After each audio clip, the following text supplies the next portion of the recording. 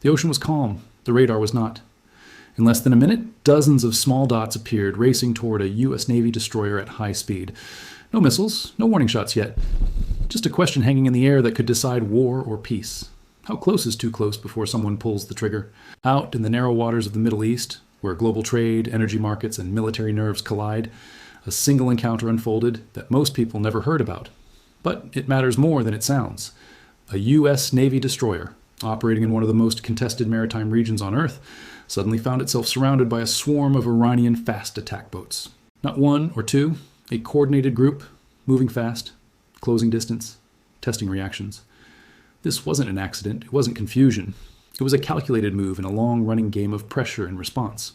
To understand why this moment is so dangerous, you have to understand the strategy behind it. Iran doesn't challenge the U.S. Navy ship for ship. That would be suicide. Instead, it relies on asymmetric tactics. Speedboats armed with rockets, machine guns, sometimes explosives. Hard to track, cheap to deploy, easy to deny. They don't need to sink a destroyer. They only need to force a mistake, a miscalculation, or a response that can be turned into a political weapon. From the deck of the destroyer, this didn't look theoretical. Radar contacts turned into visual confirmation. Fast boats weaving across the water, some cutting directly across the ship's bow. This is called harassment, but that word doesn't do it justice. At sea, distance equals time. Time equals options. And when that distance starts shrinking fast, options disappear just as quickly. The U.S. Navy operates under strict rules of engagement. You don't fire unless you have to. You escalate step by step. Radio warnings, maneuvering, horn blasts, flares. But these boats kept coming, not crashing in, but circling, probing, forcing the crew to make constant split-second calculations. Is this intimidation, or is it the opening move of an attack? And the most dangerous part is this. By the time you know for sure, it might already be too late. So the destroyer did what it is trained to do. It sent clear warnings. It signaled. And when those warnings were ignored, it escalated to the last step before lethal force. Live fire warning shots, real ammunition, fired into the water, close enough to be unmistakable, far enough to say, we don't want this to go further. This is where things get serious. Because once live rounds are in the air, even as a warning, the margin for error collapses. A ricochet, a misread maneuver, a nervous trigger pull on either side. And suddenly a standoff becomes a headline, and a headline becomes a crisis. Financial markets hate uncertainty. Oil traders watch these waters obsessively. Insurance rates spike. Shipping lanes tense up, all because of a few fast boats and a few seconds of decision-making. And the question everyone inside that command center was asking wasn't just about that moment.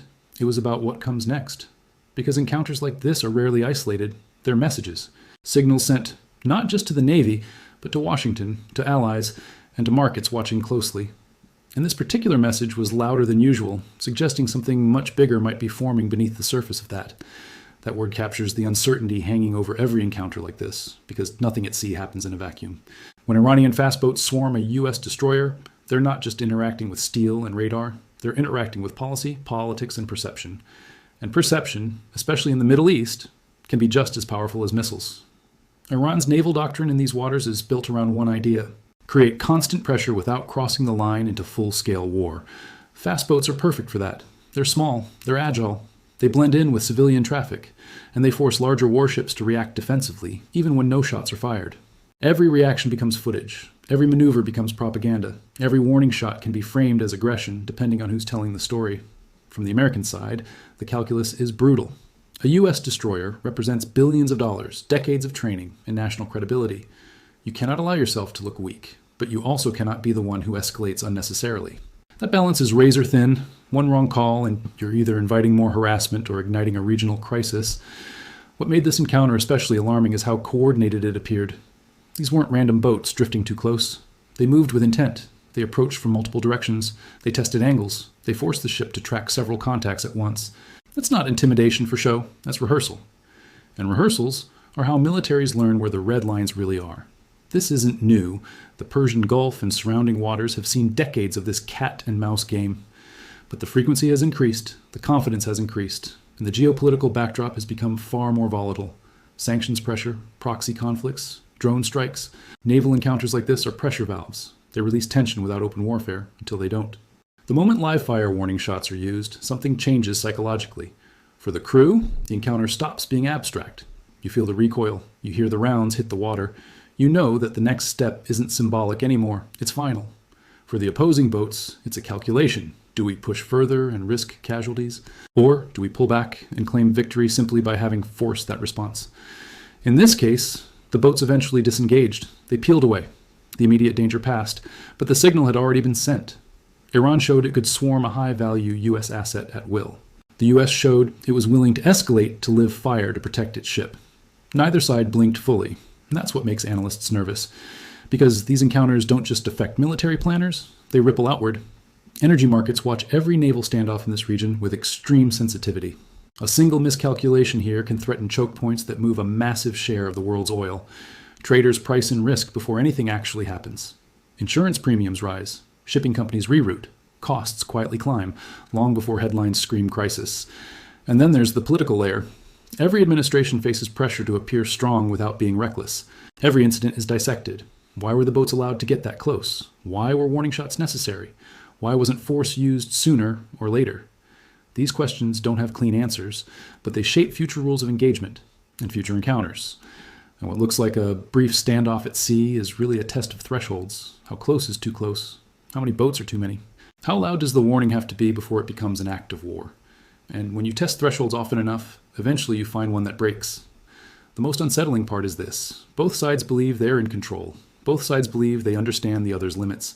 History shows that this is usually when things go wrong, because control at sea is an illusion that lasts only until someone makes a human mistake under pressure, and that mistake becomes the spark everyone insists they never wanted.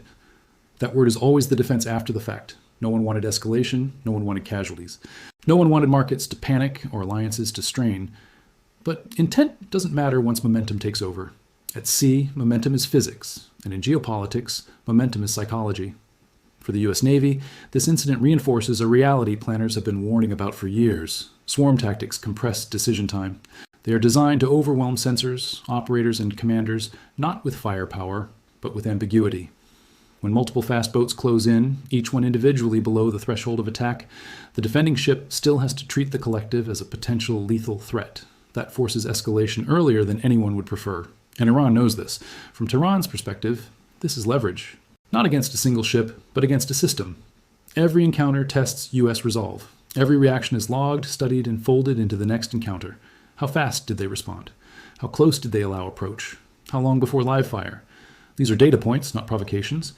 And data points build confidence. The destroyer's response, firing live warning shots, was not weakness. It was clarity. It drew a visible line. It said, this is where ambiguity ends. But clarity cuts both ways. Once lines are drawn publicly, they must be defended next time. If Iranian boats push closer in a future encounter and the response is softer, the signal flips instantly. If the response is harder, escalation accelerates. This is the trap of deterrence in crowded waters. Zoom out, and the implications get heavier. The U.S. Navy is stretched across multiple theaters. The Middle East, the Pacific, Europe. Each flashpoint competes for attention and resources. Iran understands that creating friction here forces Washington to divert focus, messaging, and assets. You don't need a war to strain a superpower. You just need enough near misses. Markets understand this dynamic instinctively. That's why oil prices react to naval incidents before any tanker is actually threatened. Risk is forward-looking. It prices probability, not outcomes. When fast boats swarm a destroyer, the probability of disruption ticks higher. Not because it will happen tomorrow, but because the system is showing stress, and stress accumulates. One encounter becomes two. Two become routine. Routine lowers caution.